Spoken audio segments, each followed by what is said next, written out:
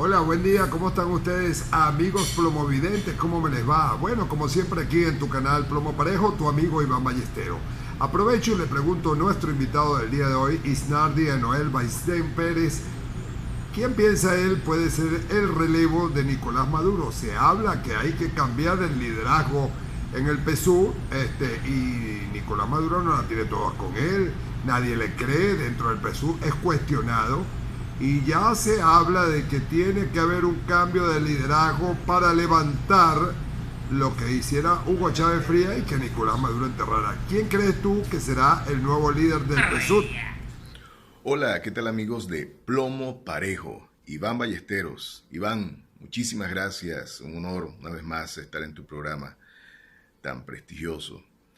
Antes de responder tus preguntas, permíteme enviarle mis palabras de condolencias a los familiares y amigos del concejal metropolitano Fernando Albán, muerto en extrañas circunstancias, ya que como todos sabemos fue privado ilegítimamente de su libertad por funcionarios del SEBIN, a cuyas oficinas fue trasladado y, según dicen algunos, falleció a causa de las torturas a las cuales fue sometido. De todos modos, la comunidad nacional, la comunidad internacional, gremios, universidades, partidos políticos, iglesia,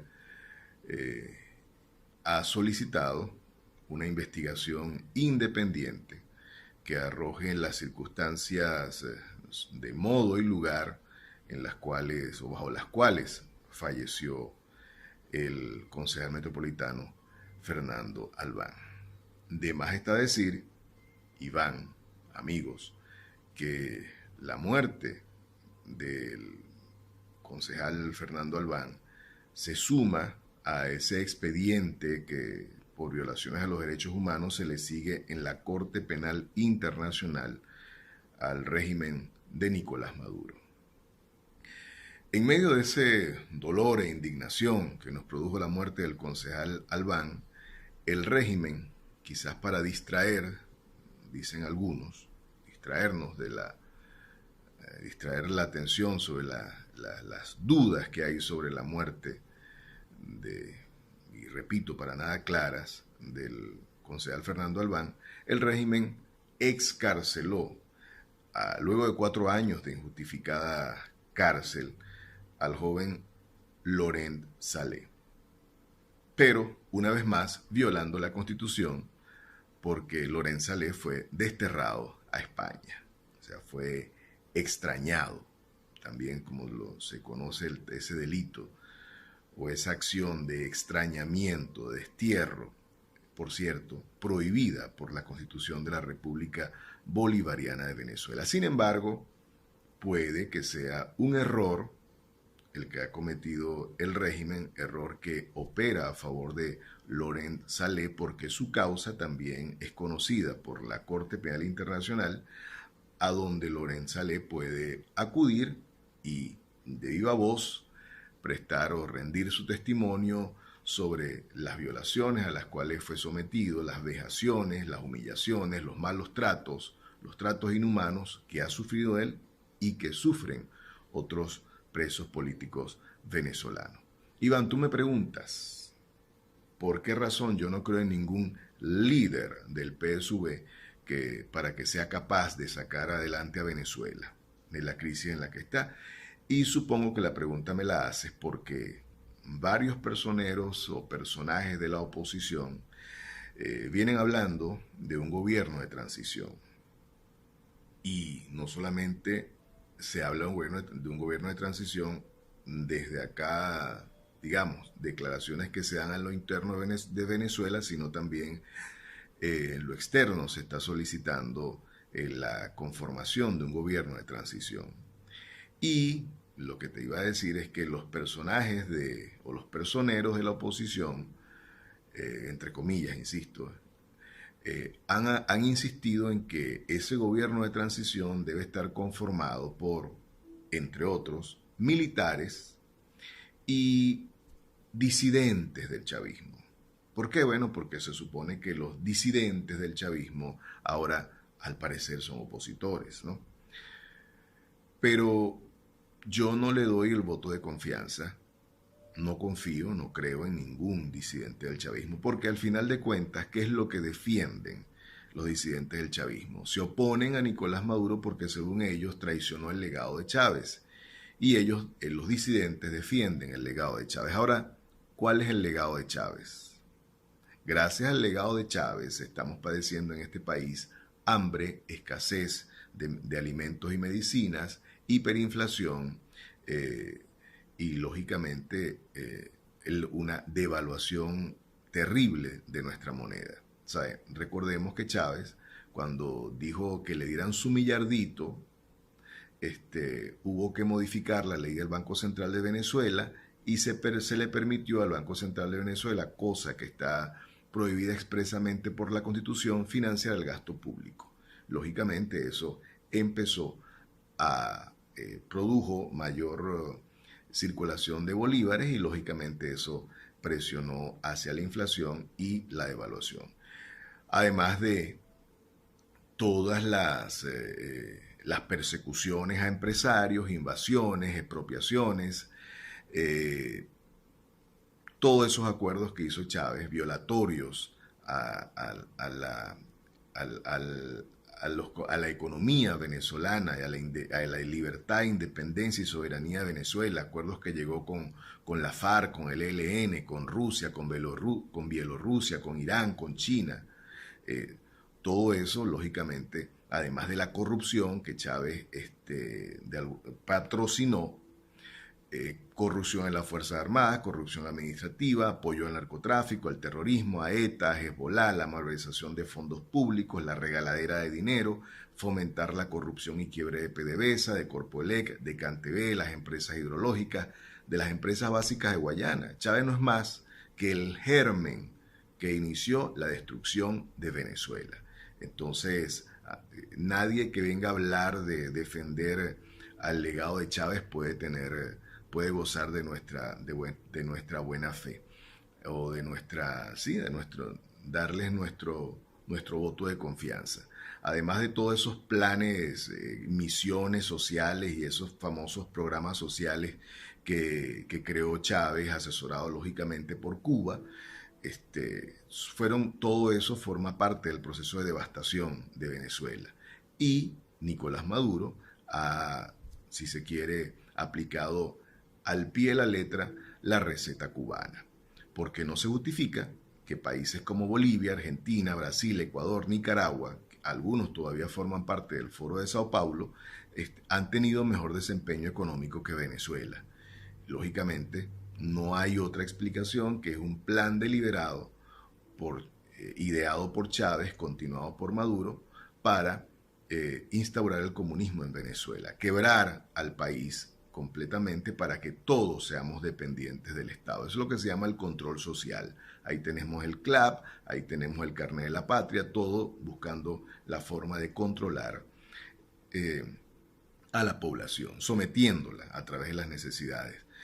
Y además de eso, la falta de medicamentos, la gente que se está muriendo de hambre en este país, que muere de hambre a diario, que muere por falta de medicamentos, los niños que están muriendo de hambre en hospitales recién nacidos, lógicamente, ¿cómo podemos confiar en los que han sido los causantes de todo este desastre y desgracias que ha venido sufriendo o que está sufriendo el país? Las desgracias, como bien lo llamó el presidente Donald Trump, quien ha dicho que lógicamente pues en Venezuela hay que tomar acciones en contra del régimen de Nicolás Maduro, en contra del régimen cubano, en contra del régimen nicaragüense, porque son un régimen que lo que han traído y siguen generando desgracias en estos países. Pues tú me preguntas también sobre qué pienso de la permanencia de esta gente en el poder. Yo creo que la permanencia es corta. Creo que es corta porque se están dando muchos movimientos. De hecho, ya se habla de la conformación de un gobierno de transición. Dicho gobierno, dicen algunos, que estaría conformado, entre otras personas, por María Corina Machado, Antonio Ledesma, Julio Borges, entre otros. Y también se dice que las líneas, incluso ya lo ha dicho el senador estadounidense Marco Rubio, ha dicho que para Venezuela tiene que implementarse un plan Marshall, ¿ok? Recordemos aquel plan Marshall que se implementó al finalizar la Segunda Guerra Mundial para la reconstrucción y recuperación de la Europa devastada por la Segunda Guerra Mundial. Pues el senador Marco Rubio ha dicho que para Venezuela debería implementarse un plan Marshall, y para eso el gobierno de transición que se establezca debe ir primero ante el Fondo Monetario Internacional, ante el Banco Mundial, ante el Banco Interamericano de Desarrollo, para solicitar el financiamiento necesario para sanear las finanzas públicas, y también, lógicamente, tomar medidas como el levantamiento del control de cambio, la eliminación del controles de precios, la derogación de la inamovilidad laboral y todas esas medidas que durante 20 años han tomado tanto Chávez como Maduro para asfixiar a la economía venezolana y llevarla al estado de postración en que está. Entonces, lógicamente, también se ha dicho que se iría a un proceso de privatización masiva de todas las empresas quebradas en manos del Estado. Y también se ha hablado de un proceso de estabilización económica del país para reducir la inflación y fortalecer el bolívar, o ir a una dolarización, y ese proceso podría tomar unos 2 años. Luego, el proceso de estabilización, luego que se haya estabilizado la economía del país, entonces se llamarían a elecciones generales. Es lo que se comenta. Y yo pienso que Donald Trump ha tomado como un reto personal el instaurar la democracia en Venezuela, en Cuba y en Nicaragua, porque dijo, cuando le consultaron el pasado 26 de septiembre sobre qué medidas o si estaba contemplada una acción militar sobre Venezuela, recordemos que dijo: all the options are on the table. Algo así como que todas las opciones están sobre la mesa y no se descarta ninguna acción, ninguna opción sobre Venezuela. De más está decir que el buque estadounidense USS Comfort, destinado a brindar ayuda a los venezolanos en Colombia, zarpó el pasado 11 de octubre y a bordo viene un equipo de médicos venezolanos. Porque también, ese es otro elemento que nos lleva a pensar que la solución debe estar cercana, la solución a la salida de esta gente del régimen, debe estar cerca, porque la diáspora venezolana se ha convertido en un problema hemisférico que afecta a nuestros vecinos más inmediatos como Colombia, Brasil, Guyana, y se extiende a países como Argentina, Chile, Ecuador, Perú, Paraguay, entre otros. Y por si eso fuera poco, el dinero producto de la corrupción y el narcotráfico, además del financiamiento al terrorismo en manos de venezolanos vinculados al régimen, está siendo perseguido.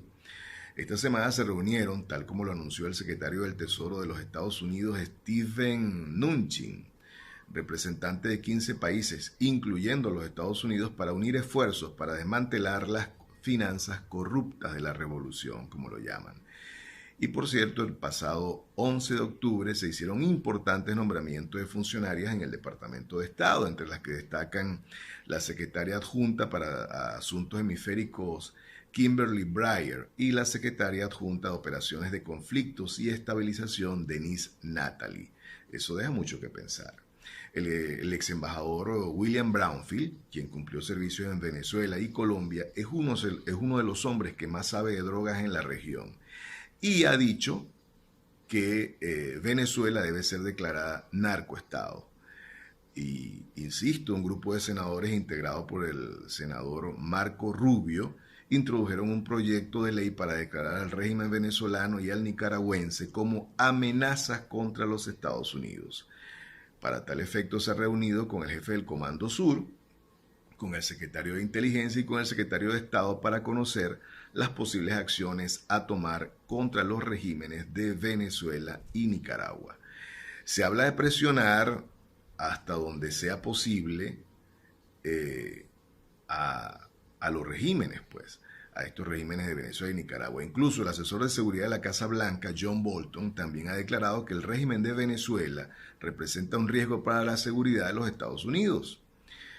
Hay que considerar que el triunfo de Iván Duque y el posible triunfo de Jair Bolsonaro en Brasil y los yacimientos petroleros que está explotando la ExxonMobil en Guyana hacen que los Estados Unidos tenga 3 posibles aliados que tienen fronteras con Venezuela, por lo que cualquier acción puede venir a través de esos países que a su vez están siendo afectados por la diáspora venezolana.